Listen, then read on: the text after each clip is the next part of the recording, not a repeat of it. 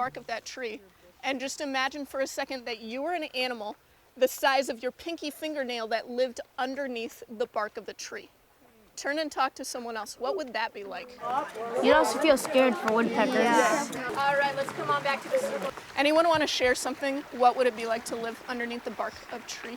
Yeah. It wouldn't be as hard because not a whole lot of animals would go for trees, but really the only thing you'd have to look out for was like birds and woodpeckers. Okay. Anyone disagree or have a different idea?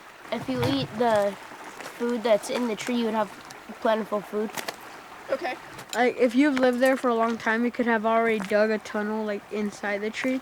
In my bag, my friends, I have some objects that actually used to be home to animals that live underneath the bark of trees. And you're gonna get the chance to check them out, but I'm gonna ask you to trust me because you're gonna get the chance to check them out with your eyes closed, only using your sense of touch, okay? I have it now? Yeah. It's a stick. All right, party people, open your eyes. Take a look at one of these sticks. So these sticks were once home to an animal called a bark beetle. Did anyone feel kind of some bumps or ridges in their stick? Thumbs up if you felt that, okay. Those are tunnels, and bark beetles dig those tunnels with their jaws. This is a picture of an adult bark beetle. They're not this big in real life. They're in fact, everyone points to your pinky fingernail, they're about that size. You guys are gonna get the chance when I say go to explore this area and to collect as many samples of these sticks with bark beetle tunnels in them as you can. That one. It's a carp. Where do you want that? Just in a big pile, right? Mine has been one too. You'll have a chance to observe one or two of these samples. You'll be able to pick one of these up.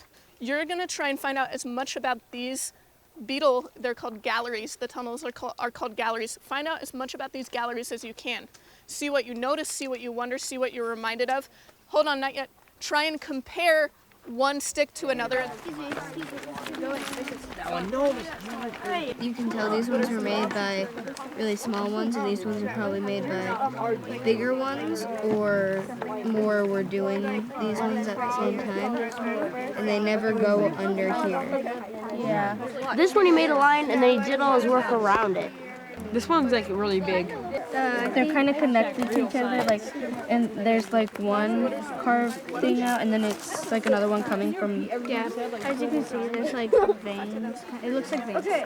Try and look now for any patterns or repeating characteristics. Things that you see over and over again in terms of the shapes of the tunnels, where they are on the sticks, anything like that.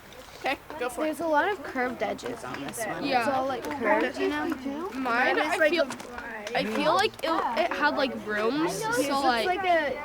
You feel like it has rooms, like, oh, this is my room, thanks. No, like there's holes, so maybe. Yeah, there's one right here. There's a bunch of rooms. There's probably like a lot of Yeah, like what I'm saying is like the bark covered it, and these were like the hallways, and then there was like little hollow. yeah, like Like I never even knew there were beetles like this. Turn to the people next to you. Share a couple observations, eye notices. See if you have the same observations or different ones. So what'd you guys find out? What were some observations, some eye notices that you had about your beetles, or what was happening there? Like, on one side of mine, it's really thin, the lines, the galleries, and then on one side, it's really thick. So I think there's two different beetles on either side of the. I think that the reason these tunnels are like small and big is the jaw sizes might have been different.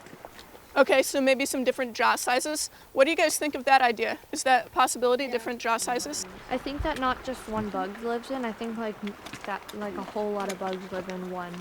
What do you guys think of that idea? Do you agree that more than one beetle lives on each stick? Yeah. Yeah?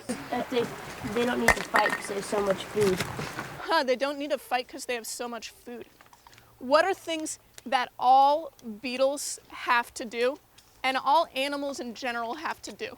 Turn and talk to someone next to you. What do you guys think? What do all beetles do? Just call it out. Gonna make a list. Eat food. Okay, if someone says something you agree with, you thought to remember to go like that. Okay, so they eat / drink. What else? Do you think they would actually eat the wood, or do you think they would just kind of plow through it. Turn to someone next to you, talk about her question. Everyone hear that? They probably will eat it because I think they eat it because you can see in some of the squiggles where they've gone through I think that might be their poop. Okay. A couple things that I can tell you about these beetles. These guys do actually eat wood. Kind of crazy.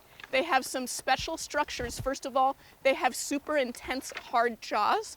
They also have in their throat a bunch of really hard parts, kind of how chickens will swallow stones sometimes to grind up their food.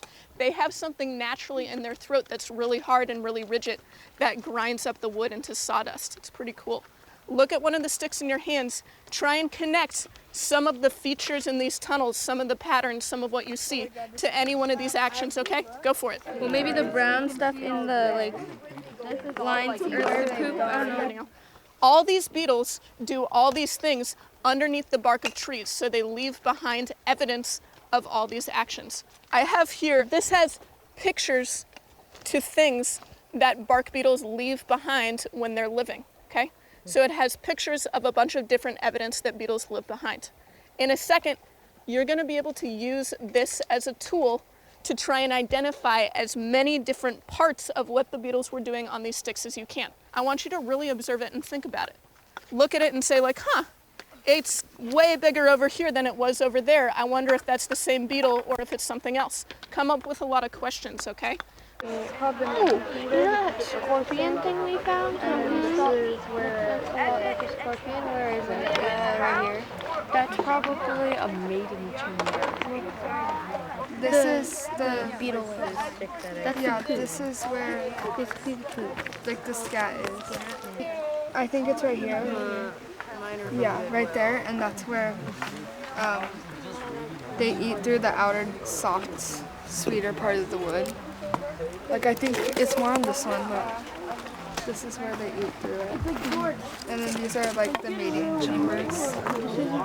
No, this is the 8 galleries. Oh, that's it. That's an exit hole, right? This is an exit hole right here. I